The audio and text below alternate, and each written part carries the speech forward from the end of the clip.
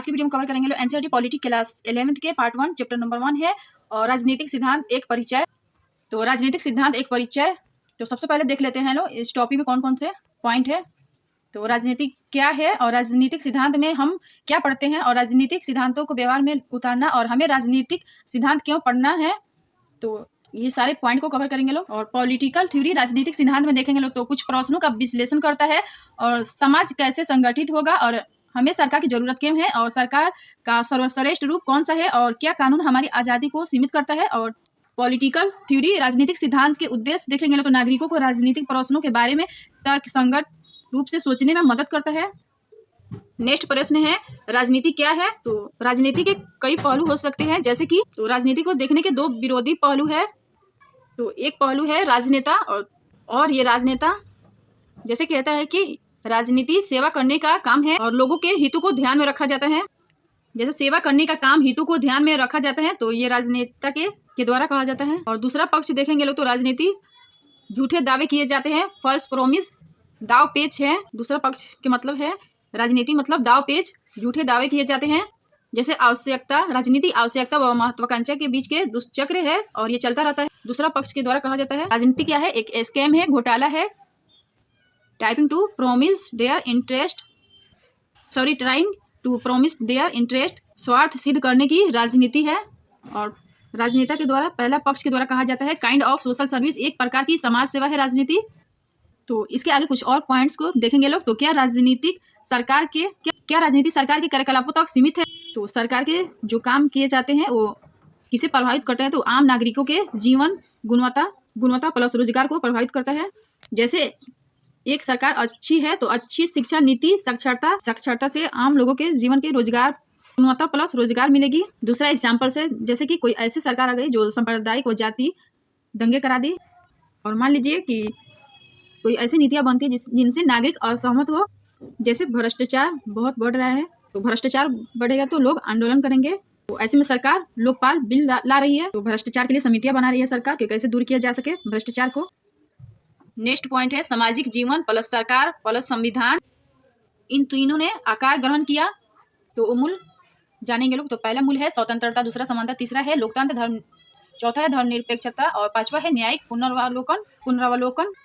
तो एक प्रश्न उठता है, क्या इन सिद्धांतों पर विचार विमर्श क्या अभी प्रासंगिक है। हालांकि हमारे संविधान में स्वतंत्रता की गारंटी है, फिर भी नई व्यवस्था क्यों।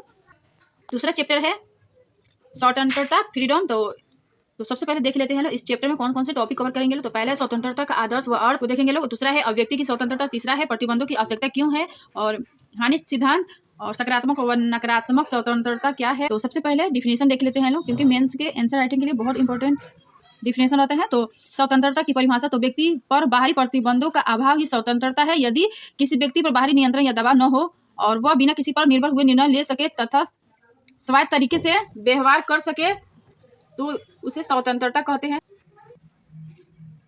तो स्वतंत्रता क्या है, तो बाहरी प्रतिबंधों का अभाव ही स्वतंत्रता है और स्वतंत्रता बिना किसी से प्रभावित हुए निर्णय लेना ही स्वतंत्रता है और आत्म अभिव्यक्ति की योग्यता का विस्तार होना।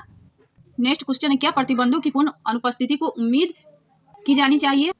तो प्रतिबंध लगाते टाइम कौन से प्रतिबंध उचित है और कौन से अनुचित है। तो इसके लिए कुछ संबंधों को देखना जरूरी है, जैसे राज हो गया, व्यक्ति और समाज। तो इन सबको परीक्षण करना होगा, तभी इस बात को लिख सकते हैं कि कौन से प्रतिबंध उचित है और कौन से अनुचित है। नेक्स्ट पॉइंट है हानि का सिद्धांत, हार्म प्रिंसिपल। तो इसे दो भागों में बांट कर देखेंगे। पहला है स्वयं के संबंध में कार्य, दूसरा है पर संबंध कार्य। तो स्वयं संबंध कार्य में देखेंगे तो जिसका प्रभाव केवल आप पर हो, किसी बाहरी सत्ता का हस्तक्षेप न हो। और पर संबंध कार्य में देखेंगे लोग तो जिसका प्रभाव दूसरे पर भी पड़े और किसी बाहरी सत्ता का हस्तक्षेप जरूरी है पर संबंध में। जैसे घृणास्पद भाषण, किसी बाहरी सत्ता का हस्तक्षेप जरूरी है।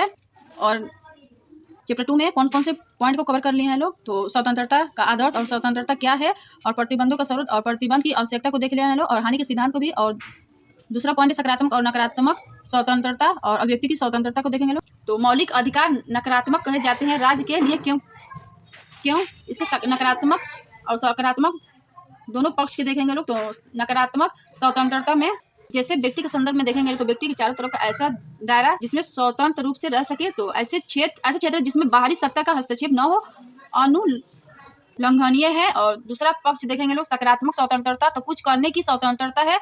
राजनीति प्लस सामाजिक प्लस शैक्षणिक सकारात्मक परिस्थितियां हैं, वो प्रदान क्षमताओं का विकास कर सके। चैप्टर नंबर 3 है समानता इक्वलिटी। तो इसमें इस टॉपिक को देखेंगे लोग, तो समानता क्या है, समानता क्यों है, और समानता क्या है, और समानता की प्राप्ति को देखेंगे। जैसे इक्वलिटी समानता, तो समानता क्यों महत्वपूर्ण है और समानता क्या है, समानता के 3 आयाम है, समानता को बढ़ावा कैसे दिया जाए, तो ये सब पॉइंट को कवर करेंगे। और समानता क्यों है, तो इसमें 2 पॉइंट के देखेंगे लोग, अवसरों की समानता और दूसरा है प्राकृतिक और सामाजिक असमानताएं। और समानता के 3 आयाम है, पहला है सामाजिक, दूसरा है राजनीतिक, तीसरा है आर्थिक, और तीसरा है समानता को बढ़ावा कैसे दिया जाए, समानता को प्रमोट कैसे किया जाए। तो इसमें 3 सिद्धांत को देखेंगे लोग। तो पहला है औपचारिक समानता को स्थापित करके, दूसरा है विभेदक बर्ताव, तीसरा सकारात्मक कार्रवाई। और समानता की परिभाषा देखेंगे लोग, तो समानता समान होने की स्थिति है, विशेषकर स्थिति अधिकारों और अवसरों में समानता, जैसे एग्जाम्पल के लिए समान रोजगार पहुंच, शिक्षा तक समान पहुंच हो। नेक्स्ट पॉइंट है समानता क्यों मायने रखती है। इसमें देखेंगे लोग समानता क्यों महत्वपूर्ण है। तो सबसे पहले तो ये कहा जाता है कि ये एक नैतिक आदर्श है प्लस राजनीतिक आदर्श है। जैसे देखेंगे मोरल पॉलिटिकल आइडिया है। तो जब मोरल से जोड़ेंगे तो देखेंगे ईश्वर ने सभी मनुष्य, ईश्वर की बनाई हुई रचना है, तो रचना सभी मनुष्यों को समान अधिकार मिले। अगर ईश्वर ने मनुष्य को बनाया है तो सभी को समान अधिकार मिलने चाहिए। और राजनीतिक आदर्श ये कहता है कि विभिन्न राष्ट्रीय रंग धर्म नस्ल अलग अलग, साझी मानवता ये सब अलग अलग है, विभिन्न राष्ट्रीय रंग धर्म नस्ल ये सब अलग अलग है। उसके बाद भी एक साझी मानवता की बात की जाती है, कॉमन ह्यूमैनिटी, यूनिवर्सल ह्यूमन, इसकी संकल्पना को स्वीकार करते हैं। सार्वभौमिक मानवाधिकार ये बताती है कि समानता होनी चाहिए। जैसे एक विरोधाभास है, जैसे धन संपदा अवसर स्थिति वकार ये सभी व्यक्तियों को असमान रूप से प्राप्त है, इन सब की असमानता है। जैसे असमानता को सामाजिक संस्थाएं ही बढ़ावा देती है। तो फ्रांसीसी क्रांति में नारा दिया गया था स्वतंत्रता समानता भाईचारा। और भारत में 14 से 18 समानता का अधिकार में आर्टिकल 14 से 18 समानता का अधिकार है। समानता क्यों है, तो साझी मानवता इसलिए बराबर है।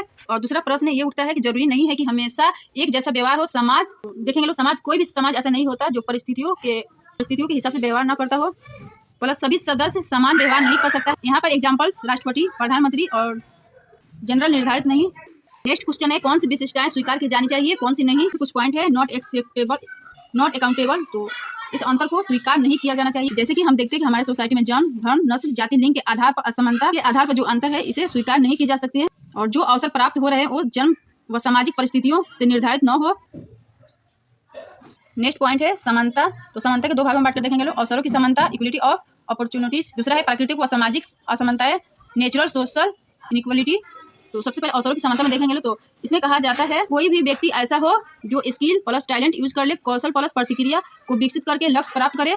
तो यहाँ पे जो अंतर हो जाता है वो प्राथमिकताओं का अंतर हो जाता है। जैसे डॉक्टर, IAS, IPS, टीचर असमानता नहीं माना जाएगा, प्राथमिकताओं का अंतर है तो इससे असमानता नहीं माना जाएगा। अवसरों की समानता में 2 पॉइंट और है, सामाजिक विशिष्टता, धन संपदा विशेषाधिकार, इनका जो अंतर है ये अंतर महत्वपूर्ण नहीं है। सामाजिक विशिष्टता, धन संपदा विशेषाधिकार का ये अंतर जो है महत्वपूर्ण नहीं है। तो ऐसे में सवाल उठता है कि महत्वपूर्ण क्या है, तो बुनियादी सुविधाएं महत्वपूर्ण है, जैसे शिक्षा, स्वास्थ्य, भोजन, आवास, क्योंकि ये जो समाज है ये असमान है।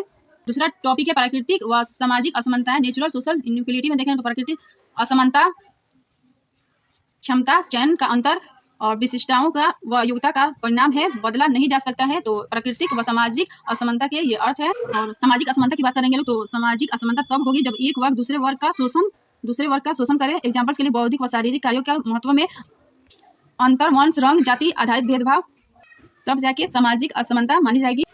और जब कोई असमानता लंबे समय से चली आ रही है तब उसे प्राकृतिक असमानता माना जाता है। जैसे औरत को आंवला कहा जाना, औरत को एक वीकर सेक्शन में इसकी गणना की जाती है। औरत को समानता के 3 आयाम है, राजनीतिक पॉलिटिकल, दूसरा है सामाजिक सोशल, तीसरा है आर्थिक इकोनॉमिक। तो राजनीतिक के अर्थ है जो नागरिकों के विकास प्लस राज्य में हिस्सेदारी।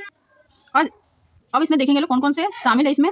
तो समान नागरिकता, राइट टू वोट, और अभिव्यक्ति की स्वतंत्रता, संगठन बनाने की स्वतंत्रता, और धार्मिक विश्वास व आस्था, इसकी समानता सम्मिलित है। दूसरा है आर्थिक इकोनॉमिक। तो इसमें रिचेस्ट और पुअरेस्ट, धनवान और गरीब समुदाय को देखेंगे। इनके बीच के जो अंतर है, अनुपातिक जो अंतर है, यही आर्थिक असमानता है। संपन्न और निर्धन के बीच के जो अंतर है, इनके बीच के जो अंतर है वही आर्थिक समानता है। और लोकतंत्र में ये बहुत जरूरी होता है कि समान अवसर मिले, हालत सुधरने का मौका देना। दूसरा टॉपिक देखेंगे तो समाज जो वर्गों में बटा हुआ है, तो धन संपन्न विशेषाधिकार।